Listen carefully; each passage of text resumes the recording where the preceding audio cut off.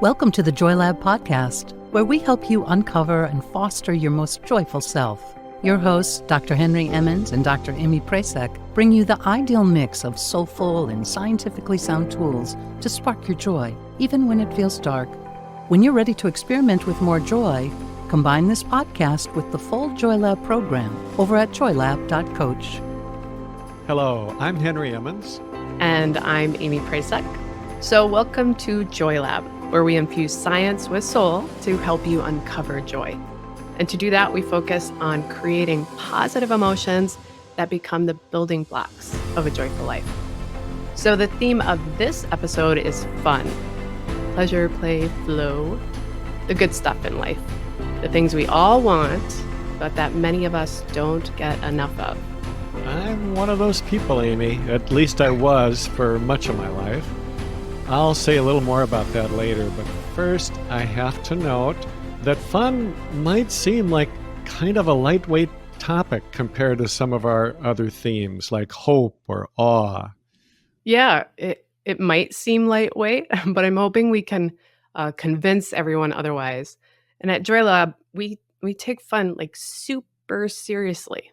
Seriously. It is an essential element of joy, just like our other elements. That's right. It is both a manifestation of joy and it's something that might create joy. So when we feel joyful, everything seems fun. When we don't feel joyful, doing some kind of fun thing might actually get us there.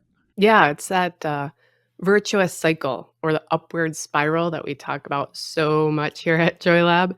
And practicing fun is like pretty much the most direct way to get a positive spiral going. So we don't think we need to teach you how to have fun. You already know how to do that. It's just as natural as breathing.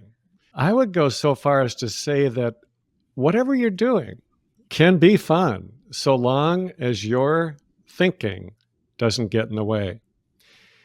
However, if you're like me and a lot of other people I know, that's the rub. Our own thinking or perceptions get in the way. I'll admit it, I am no expert at having fun, but I am kind of an expert at getting in my own way. And I am learning how to get out of my own way. But I think we might have a resident expert on fun right here in Joy Lab. Amy, am I reading too much into this, or do you already know the secret for how to enjoy life? Well, I do hope I spread fun. I'm pretty much a silly person, I think. I've been asked or instructed a few times to be more serious. But I think one of my secrets has been to really show up in life, whether professionally or personally, pretty much the same. And I know that can be sort of a privileged option. And at the same time, it has also cost me some professional roles. Like not enough employers understand the value of fun and letting folks show up as they are. But on that note, even though I seem like a fun-loving human most days, it isn't always easy to maintain that piece of me. So sort of as we just noted, it actually takes practice and there are barriers. And particularly, it seems like there's so much pressure to be busy, to be hustling, to be productive, to put on these masks for all our different audiences. And this idea that having fun is like either irresponsible or it's sort of only acceptable in the extreme, like this work hard, play hard mentality. I only got the first half of that message, work hard. Of course, I was a kid once, and like all kids, I imagine, I played a lot. I don't really know when that changed or how it changed, but I am pretty sure by the time I was 15 or 16, I felt and acted a lot like a 50-year-old man. I was just so responsible. I was able to enjoy things, but overall, I was pretty serious and pretty driven. I just got so focused on academic success that I learned to set fun aside, or as they say, to delay gratification. Now, on the positive side, being able to delay gratification did help me survive my medical training. but it's also a great way to turn into a workaholic. Yeah, I think your story is similar to so many of us. And it really speaks to me, and I think why I take fun so seriously. And it's really because I witnessed my dad sort of work fun imbalance for many years growing up. Maybe other folks have had this experience. My dad worked so hard all the time, and he hated his job. And so without offering any time to fill his tank, so to speak, fun and joy really began to dry up in his life, and laughter became much more uncommon. But he worked, right? More and more hours, sort of convinced that more money would come, which would, as the American story of success claims, would like solve all his problems. And the idea that possessions are sort of the medicine to fill that emptiness within. But it didn't work. And he died actually at 52.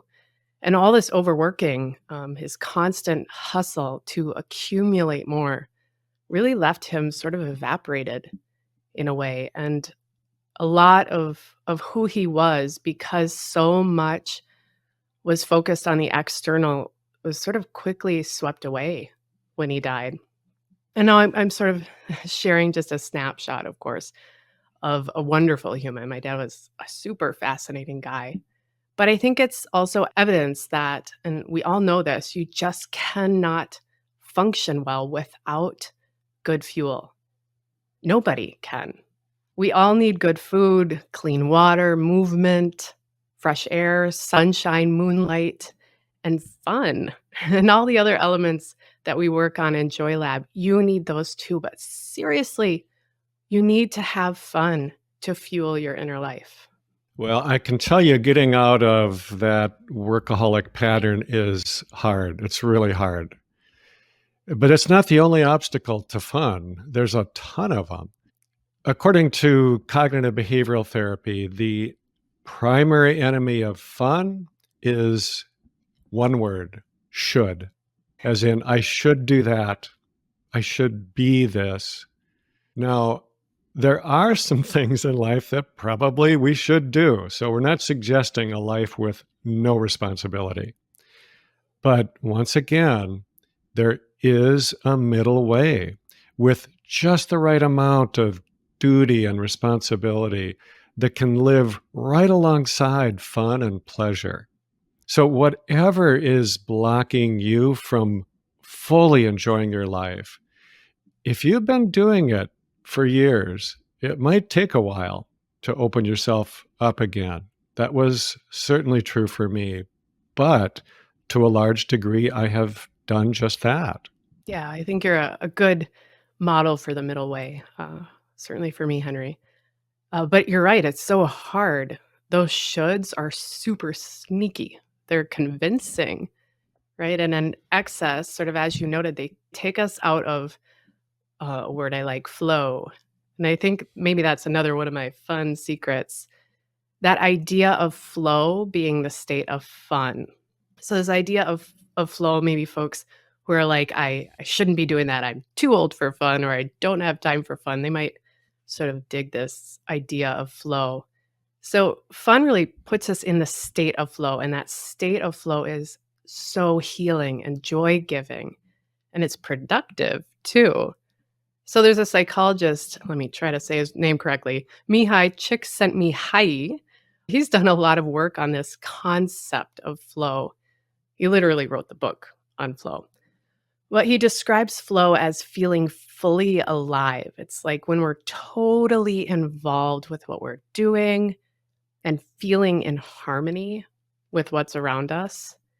It's sort of when your actions and your awareness merge, and you're not worried about failure because you feel equipped and sort of up for the challenge, and your self-consciousness sort of disappears and you feel more connected. Those are all amazing things. And in that state, right, that state of flow, that is the reward, that state. It's not focused on any other external award. It's really your presence in that moment. And it's nourishing. And you might even be exhausted when you're done with that activity. that you've sort of given your full attention to, but you feel full. And so the psychologist, Csikszentmihalyi, also notes that it's easiest to really access flow with fun activities and things like singing, doing sports, exercising, sort of working on a project or a hobby that you really love, talking with others, reading a good book. So there are really like tons of ways to have fun and to be in flow. But of course, nonetheless, Henry, like you said, there are more obstacles than just sort of overworking. And some really are or feel outside of our control. But really, if you're not having fun, if you're not feeling in flow at times and able to enjoy your life, then something's not right. It's sort of likely that maybe you're holding on to something that needs to be let go. And I think we all deserve, I know this, we all need to have fun, to be in flow. And so it's important, no matter the obstacles or systems in your way, and there are many, it's necessary to create some space for your fuel to come in. So if you feel stuck because you have a blockage, right, and you're sort of reinforcing that blockage again and again, then how do you get out of it? Henry, I think you've probably got an answer for this. You want me to answer this, huh? Okay. Yeah, how do Well, we get out of it? here's a story that I love that I think gives us a sort of roadmap for how to get out of stuck places. It's called An Autobiography in 5 Short Chapters. And it was written by a woman named Portia Nelson. So I'm going to read it because it's not very long. Chapter 1. I walk down the street. There is a deep hole in the sidewalk. I fall in. I am lost. I am helpless. It isn't my fault. It takes forever to find a way out. Chapter 2. I walk down the same street. There is a deep hole in the sidewalk. I pretend I don't see it. I fall in again. I can't believe I am in the same place. But it isn't my fault. It still takes a long time to get out. Chapter 3. I walk down the same street. There is a deep hole in the sidewalk. I see it is there. I still fall in. It's a habit. My eyes are open. I know where I am. It is my fault. I get out immediately. Chapter 4. I walk down the same street. There is a deep hole in the sidewalk. I walk around it. And chapter 5. I walk down another street. I love that story. It's funny because it's true. I like that it doesn't take life too seriously. It sort of pokes fun at the messes we find ourselves in. And I think most people can recognize themselves in it. I certainly know that I do. And I bet most of our listeners can see themselves, right, at one time or another, stuck in one of those 5 chapters. Yeah, I was stuck in chapters 1 and 2 for a long time. And I actually think that's pretty typical. You know, we can spend a long time in those earlier stages until we start to see our role in it and take more ownership of our lives. I used to blame my medical training for turning me into a workaholic. But the truth is, the seeds for that were there at least by my adolescence. Nobody else did that to me. I did it. Unknowingly, innocently, but still, I did it to myself. And I don't think I could have gotten to that understanding without adding more awareness to my life. When I finally started to be a witness to my own life, I could see that maybe I didn't need to step into that same hole again. Right. That's another great reason to engage in some kind of mindfulness practice like we do in the Joy Lab program. It can give us the tools to see what's really going on, so we have at least a fighting chance to make a wiser choice and move on to the next stage. Otherwise, we sort of keep stepping in the same hole again and again and never realizing why life feels so hard or able to see what's blocking our access to fun. Oh, absolutely. I think there also are some good lessons from the world of research that can help bring more fun back into our lives. So I remember, for example, years ago reading about a study where they took a group of old folks to some kind of retreat center just to separate themselves from their lives as usual, and then to see what happened when they started acting young again. Now, Amy, I think since you geek out on this stuff, I think you have more details to share on the study. And I'm afraid one of them is going to be that the participants actually weren't really that old. They were my age when they did that. Is that right? Uh, nope. They were all older than you, but came out of the study feeling younger. So maybe there's a secret here we can all discover to feel our youngest self. So, as an aside, like you said, I geek out on this stuff. When I feel in flow, something I do for fun to bring me to that state of flow, I read research. So, right, there are a zillion ways to have fun. Don't let anybody tell you your way isn't good.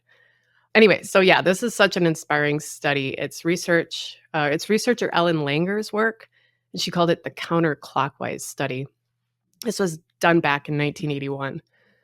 So she took a small group, just 8 guys, all in their 70s, and created like a 5-day time warp where everything, and I mean everything, surrounding them sort of made them feel like it was the year 1959 and they were 20 years younger. So there were papers and magazines laying around that had the 1959 date on them. There was sort of, all the decor, there was music and radio was playing, but it was productions pulled from 1959 music from that time period. And they even had pictures of themselves visible, but the pictures were of themselves 20 years ago of these participants. So now before these guys stepped back into this 1959 capsule, they were assessed on some measures. It was dexterity, grip strength, flexibility, hearing and vision, memory, cognition, sort of all the usual getting older tests. And then they were told to not only reminisce about that time period when they were 20 years younger, but to actually try to be that person they were 20 years ago. Act like they did then, think like they did then. Even talk in the present tense about the past events that they were seeing in this little capsule, right? So the movies, the sports, news, the artifacts in the room, sort of talking about those things as if they were happening right then. That is so cool. But I noticed that all of the activities these folks did were basically fun. There was recreational, it was connection. I don't think any of it had much to do with work. Yeah, they were having fun. They weren't just laying around though, right? So fun is sort of this active process. It engages so many of our senses oftentimes. And with this study, the staff even treated the participants like they were 20 years younger as well. So everything coming in to their system was telling them it was 20 years prior. The staff didn't even help these men when they had to go up a flight of stairs to bring their luggage in. They just said, take it up in shifts. So these arthritic guys with arthritis in their knees were taking their shirts up one by one. So there was also a control group. They came for 5 days as well and stayed, but were just told to reminisce about the past. That's all they did. All right, so I want to share what happened here. The 1959 group did better, like way better. Their flexibility and dexterity improved. They sat taller. Independent judges said they looked younger. And get this, their eyesight improved. And now here's another bit I love that I like to share. The 1959 group that at first was like, how am I going to get my luggage up these stairs because of my aching knees, right? They ended their time in the study with an impromptu touch football game. This was not planned by the researchers. These 8 guys just started a football game before they left. So the study was replicated with another small group in 2010, and the results were the same.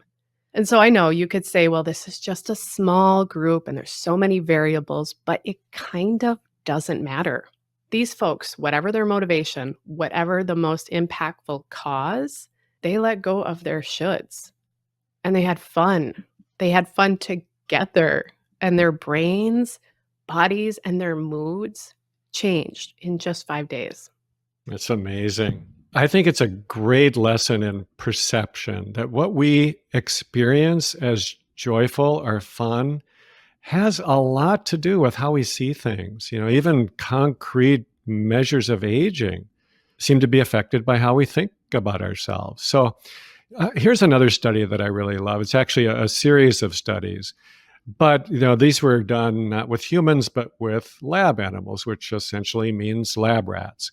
So they were looking at several important factors in neurogenesis, and that refers to the creation of new brain cells. So this is the ability that we all have that stays with us throughout our lives to replace neurons that are lost due to aging, injury, or just normal metabolism. So this happens in all parts of the body. Some cells die and then they're replaced with new ones. But obviously, when it comes to brain cells, we want these new ones to be healthy and to survive. And for that to happen, they have to connect robustly with a lot of other brain cells. I love that. Just pointing out here that just like neurons, humans, we're wired for connection, right? We need connections to thrive. Oh, I agree. So the factors for growth of new neurons that they were looking at are these: exercise, diet, an enriched environment, social connection, and serotonin levels. Now, age is also important because it is true that as we age, we do not make as many of these new brain cells. But stay tuned because that is not the end of the story. So briefly, each of these factors supports a brain chemical known as BDNF, which I think of as Miracle-Gro for these neurons. So one researcher wondered which of all these factors is the most important for neurogenesis. And again, they are exercise, diet, an enriched environment, serotonin, social connection, and age. So what they did is they divided them into old and young groups, and they tested them against all these other variables. And which of them do you think had the most remarkable growth of new neurons? I'm going to guess it was the old rats that played touch football with the other old rats. Exactly. Now, remember, Amy, you are also aging, so you should keep playing and hanging out with old people like me, and I think you'll be all right. Yeah, it's true. And I'm so grateful to you, Henry, and for Joy Lab, right? We work really hard, but a lot of the time, it doesn't feel like work. It feels like fun. That's sort of the holy grail of work, right? Sort of melding meaning and purpose with play and fun. Ooh, I like that. Melding meaning and purpose with play and fun. So, you shared, Amy, in an earlier podcast that you've had about 50 jobs already. So it makes me think that it's important for you, as it is for me and a lot of people, that you get more from work than just the usual stuff. So going back to that autobiography and 5 short chapters, I think one of the key lessons, and you said this earlier, Amy, about you as well, one of the keys is authenticity. It's one of my favorite topics. Maybe we'll take that on in the future. So in each of my sort of fumbling attempts to stop stepping into my favorite holes, I've become more comfortable just bringing my real self to all parts of my life, including work. The more we become ourselves, the more we feel good in our own skin, the more we can open ourselves up to fun. When we have that inner freedom, then fun, just like joy, arises just spontaneously. I think it was Thomas Merton maybe, who wrote, "Finally, I am coming to the conclusion that my highest ambition is to be what I already am." I love that authenticity. Right, so at our core, we are all fun beings. As we've talked about here, we're all wired for and need to play. So to sort of tie this up, I'm going to close, I think, by quoting Sigmund Freud, who is like a far cry from our usual Mary Oliver or Rumi quotes. Um, so I'll paraphrase him, actually. Freud said that happiness requires two things: to love and to work. But at JoyLab, I think we'd say something is missing. So here's our JoyLab version. To be happy, you need to love, to work, and to play. So we hope you'll join us in the full JoyLab program, where we have fun as we work on our inner lives. We work on letting go of those shoulds so that we can be free enough to someday walk down another street. Thank you for listening to the JoyLab podcast. If you enjoyed today's show, visit joylab.coach to learn more about the full JoyLab program. Be sure to rate and review us wherever you listen to your favorite podcasts. Please remember that this content is for informational and educational purposes only. It is not intended to provide medical advice and is not a replacement for advice and treatment from a medical professional. Please consult your doctor or other qualified health professional before beginning any diet change, supplement, or lifestyle program. Please see our terms for more information.